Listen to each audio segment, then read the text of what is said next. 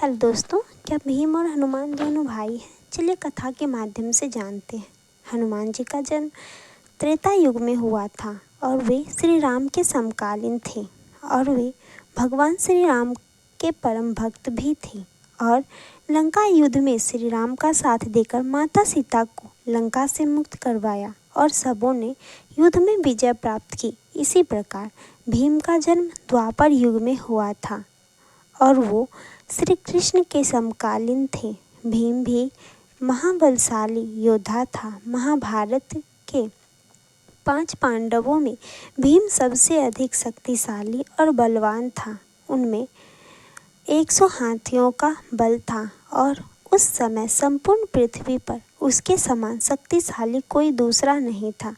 उन्होंने अच्छे अच्छे महाबलियों को युद्ध में धूल चटाई थी। हनुमान जी और भीम दोनों को पवन पुत्र कहा जाता था। हनुमान जी को अमरता का बलिदान मिला था, इसलिए जब तक धरती रहेगी हनुमान जी साक्षात इस धरती पर रहेंगे और लोगों के कष्ट को दूर करते रहेंगे। महाभारत में एक रोचक प्रसंग आता है जब अलग अलग युगों के 2 महान योद्धा हनुमान जी और भीम का सामना होता है। बात महाभारत काल की है। पांडवों को 14 वर्ष का वनवास और 1 वर्ष का अज्ञातवास मिला था। इस दौरान एक बार पांडव किसी वन में रुके हुए थे।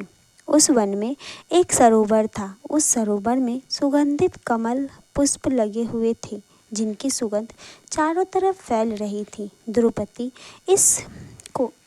इन पुष्पों की सुगंध अपनी तरफ आकर्षित कर रही थी। द्रौपदी ने भीम को कमल पुष्प लाने के लिए कहा और तुरंत भीम निकल गए सुगंधित कमल पुष्प की तलाश में। तभी रास्ते में उन्हें एक बूढ़ा वानर मिला जो लेटा हुआ था और उसकी पूंछ रास्ते में फैली हुई थी।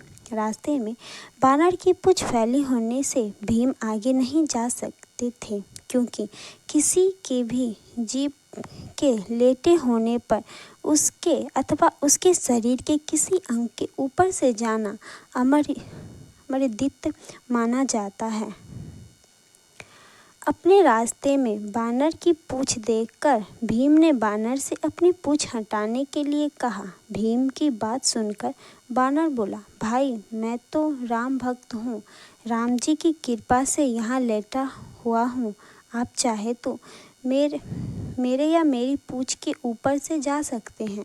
भीम को बानर की बात पसंद नहीं आई और उन्हें गुस्से में बानर से अपनी पूंछ हटाने के लिए कहा। भीम की बात सुनकर बानर बोला, भाई आप तो पृथ्वी के सबसे शक्तिशाली व्यक्ति हो, आप ही मेरी पूंछ हटा दो। भीम ने बार बार बानर से अपनी पूंछ हटाने के लिए कहा और बानर ने भी बार बार यही उत्तर दिया। अंत में क्रोधित होकर भीम ने बानर की पूंछ को अपने एक हाथों से उठाने का प्रयास किया, परंतु वह बानर की पूंछ हिला भी नहीं सके। भीम ने फिर अपने दोनों हाथों से बानर की पूंछ हटाने का प्रयास किया, परंतु वह बानर की पूंछ टस से मस नहीं कर सके। भीम ने बार बार प्रयास किया पर हर बार उन्हें असफलता ही हाथ लगी। भीम समझ गए कि यह कोई साधारण बानर नहीं है, अपितु कोई देव पुरुष है जो भीम की परीक्षा ले रहा है। भीम ने दोनों हाथ जोड़कर अपनी गलती स्वीकार करते हुए बानर से उसका परिचय पूछा। बानर ने अपना परिचय श्री राम के सेवक के रूप में बतलाया। बानर की इतनी बात सुनकर भीम समझ गए कि ये कोई और नहीं अपितु साक्षात हनुमान जी हैं। भीम ने हनुमान जी को प्रणाम करते हुए कहा, क्षमा करें हनुमान जी, मुझे अपने शक्ति का झूठा अभिमान हो गया था। आपने मेरा अभिमान को तोड़ दिया, यह लीला रची। कृपा कर आप मुझे अपने असली रूप का दर्शन दें। भीम की बात सुनकर हनुमान जी ने अपने असली रूप में आकर अपना विशाल रूप दिखलाया। हनुमान जी ने भीम से कहा, हम दोनों ही पवन पुत्र हैं, इसलिए तुम मेरे छोटे भाई हो। यही कारण है कि तुम्हें बार बार भाई कहकर संबोधित कर रहा था। इतना कहकर हनुमान जी ने भीम को गले लगाया। हनुमान जी के गले लगाकर भीम को लगा मानो उसके शरीर में अथाह शक्ति का संचार हो रहा हो। भीम ने हनुमान जी से आग्रह किया कि वह कौरवों के साथ होने वाले युद्ध में पांडवों का साथ दे, जिस पर हनुमान जी ने कहा, इस युग से मैं हूँ वह दूसरा युग था। उसमें मैंने श्री राम के लिए कई युद्ध किए थे। अब वह युग दूसरा है।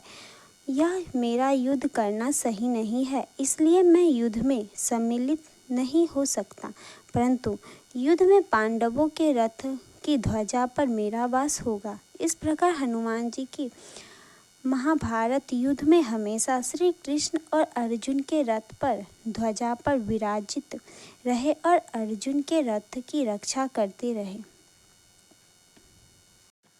दोस्तों, क्या आपको पता चला हनुमान जी और भीम भाई कैसे थे?